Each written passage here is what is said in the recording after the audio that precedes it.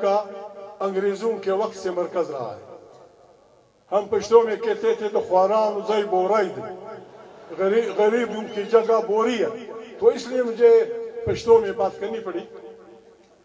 میں عرض کر رہا ہوں میڈیا والوں، مولانا صاحب تفصیل سے بیان کریں گے.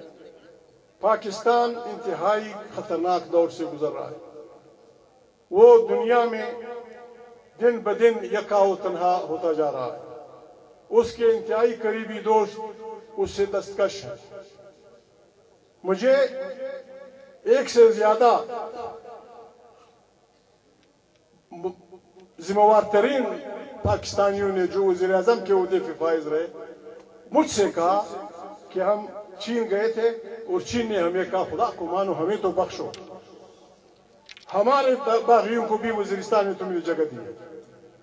میں عرض کر رہا تھا کہ آئیں ہم اپنی فوج کے ساتھ بات کریں اور فوج سے یہ کہیں کہ سیدھی سادھی بات ہے، کیا یہ ملک فوج کے لیے ہے یا یہ فوج ملک کے لیے ہے؟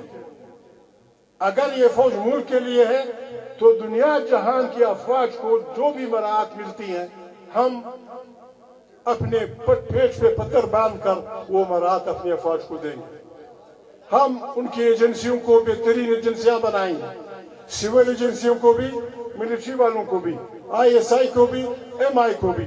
لیکن سیاست میں ان کی مداخلت، آئین جو کہتا ہے ان کی مداخلت نہیں ہوگی. پاکستان کی داخلی اور خارجی پالیسیوں کا مرکز اور منبع پارلیمنٹ ہوگی. پشتون وطن کے وسائل پہ آئینی طور پہ پشتون بچے کا حق ہوگا. بلوچ وطن کے سائل و وسائل پہ آئینی طور پہ پہلا حق بلوچ کا ہوگا. پنجابی وطن کے وسائل پہ پہلا حق پنجابیوں کا ہوگا یا یہ سرائکیوں کا ہوگا. لوگوں کی کلچر کا احترام ہوگا، ان کی زبانوں کا احترام ہوگا. مرضی سے ملک چلائیں گے.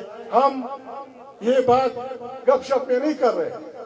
ہم اپنے اس موجودہ تاریخ کے قائد رہنما مولانا فضل الرحمان کی سربراہی میں جہاں ہم سے کوئی حلف لینا چاہے ہم یہ حلف لینے کے لیے تیار ہیں.